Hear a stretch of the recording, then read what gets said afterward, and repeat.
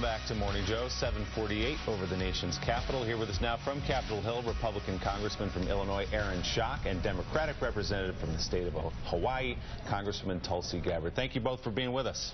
Good to be with you, Willie. Let me ask you, Congresswoman, you're the youngest female in Congress at 32 years of age, pretty new to that body. What have you made of the way business is done in Washington, and what has that led you to this new initiative?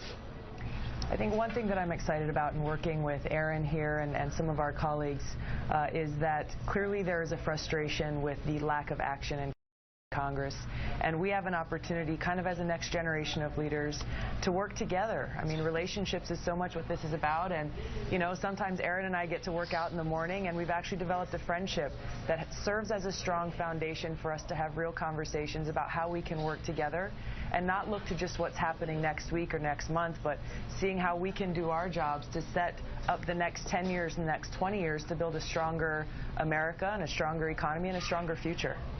What do you think that this is Nicole Wallace? Thanks for being here this morning. And I wanted to ask you, you talked about new generation of leaders. Do you think that the body is too old? Do you think that helps explain why young people feel so disconnected and disillusioned? I would never say such a thing. I would. Well, you wouldn't say it, but what you're doing, your actions maybe answer the question. When I showed up 5 years ago, at 27, I brought the average in the House of Representatives down to 59. That was the average age. Wow.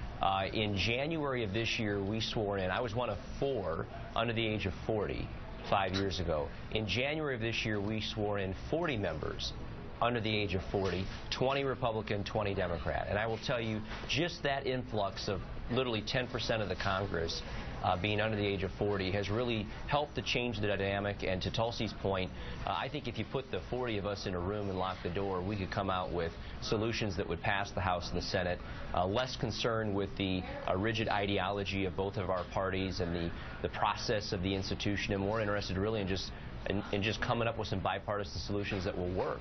I think part of that is that we collectively feel a great deal of impatience in wanting to actually get results, wanting to actually get things done, and an unwillingness to accept no for an answer, that the status quo or something can't be done as an acceptable course of action, and knowing that it's our responsibility to be creative and to work together to find a way through.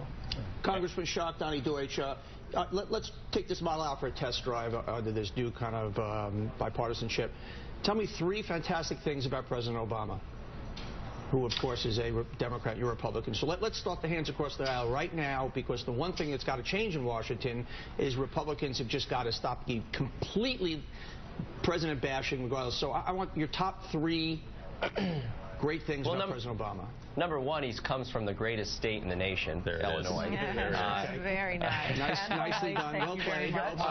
Easy. Look, let me give you a couple areas where I've reached out to the president and want to work with him. Number 1 is on infrastructure. Back in the stimulus bill, I don't want to revisit history here, but I was a co-sponsor of an amendment that Jim Oberstar at the time had put forward. There were 40 Republicans on that to double the amount of spending in the stimulus on infrastructure to get more Republican votes. Unfortunately, that wasn't made in order and voted on. But the highway bill, I'm a big proponent of. Infrastructure spending, I've got a bill to actually increase the barge taxes to be able to build more locks and dams in our country. I've got a lot of river water systems in my district. Infrastructure spending is something the president talks a lot about, and I think there's a lot of Republicans who would join with Democrats to move on that issue. Education reform, I think Arne Duncan has done a good job. Obviously, we need to do more with our public education system in Illinois. As a former school board member, that's something that's near and dear to my heart. Again, a lot of Republicans, I think, would join with Democrats on some substantive school reform policy. So I think there's a lot of areas where we can work with the president. But before we get to the White House, quite frankly, Tulsi and I can get a lot of done in the House. And as we've seen with all the big bills that have passed, it's been the House negotiating with the Senate to get it done. Ed Rendell has a question for you, Ed. Guys, I agree very strongly with you that younger people will have vision and put things in place that affect 20, 25 years down the road, where older people might not do that. But talking about infrastructure, I certainly obviously agree with you, Congressman, but how do you get your Tea Party members, your people who won't vote to spend a dime on anything, how do you convince them that investing in our infrastructure is good government spending? It's the only way to grow. How can you get that done? And Congresswoman, I'd like to hear from you too. Well, I would say, look, you're not going to get everybody on everything. So I don't suggest to you that I'm going to deliver 235 Republicans and every the most conservative ideological Republican in my party, but I don't think you have to. And I for one, don't believe that 20 or 30 members in my party ought to be deciding the agenda for the House of Representatives or what my party stands for, what we get done in Congress, quite frankly. Second, I would say look to those in the Republican Party who support infrastructure spending. First of all, the business community understands that infrastructure is part and parcel of economic development and America's competitiveness. That's all in good, a but how do you stop your leadership from not bringing it to the floor because it involves spending and maybe too many members in your caucus don't want to invest? How do you stop I think that? our leadership is a reflection of our caucus and our conference, and if there aren't members rallying behind this, it's not going to happen. But if we bring forward a bipartisan proposal that can bring over 100 members of Congress on the Republican side, over 100 members of Congress on the Democratic side together, now all of a sudden you have political pressure on the leaders to bring it for a vote. So you'd be in favor of getting rid of the Hassert rule? I believe that you need to try, the Speaker, whether it's a Democrat or Republican, needs to try and work with the majority of their conference when they can. But at the end of the day, we've got some major challenges facing our country, and if some are so hell-bent on voting no on everything, I think they have a responsibility to the country at large to work with those who want to be a part of getting some things done. Good for you. I'd just like to give one quick example. We're talking about infrastructure, the importance of infrastructure. The question really that we as Democrats and Republicans have to answer is how do you pay for this?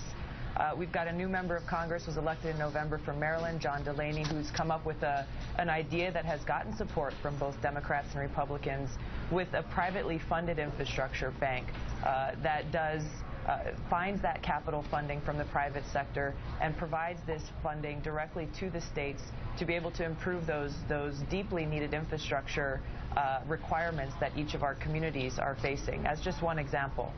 Congressman Schock, before I let you guys go, I have to ask you, you're in the editorial page of the New York Times this morning. Perhaps you've seen it. That's never a good thing for a Republican. Well, let me point out that what they're pointing out is an attack from a conservative group, the Club for Growth, which is calling for a primary next year of you in your district in Illinois, because in 2011 you voted to increase the debt ceiling. In 2012 you voted for the stopgap spending bill to prevent a government shutdown. Will that be in the back of your mind as you consider whether or not to shut down the government in the next couple of weeks? Absolutely not. Look, I ran for Congress because I promised my constituents I would do the right thing. I ran in a three-way primary, and I got 72% of the vote in my primary. In my 3 general elections, I got 59%, 69%, and this last cycle, 72%. So with all due respect to the club and these other quote, think tanks, special interest groups in Washington, D.C. I go home to my district every weekend. I know my constituents better than they do, and I don't need a score sheet or some lobbyist in Washington to tell me what my constituents think. Good answer. So you're against the government shutdown in this case? Well, I mean, who wants to shut the government down? I've never been an advocate of shutting the government down. But do you think you may have we have some.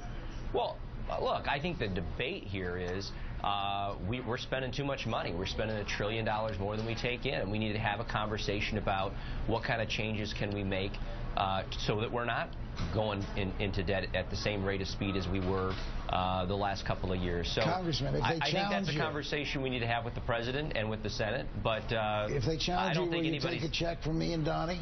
I'm sorry? If they challenge you, will you take a check from me and Donnie? You know what? I never turn down a donation, and I won't apologize for anybody who wants to support me. So there you go. You want to turn down Donnie's donation? You have to apologize to Donnie at some point. That's rotten, filthy money. Filthy money, Congressman. Congressman Aaron Schock and Tulsi Gabbard, thanks so much for being with us this morning.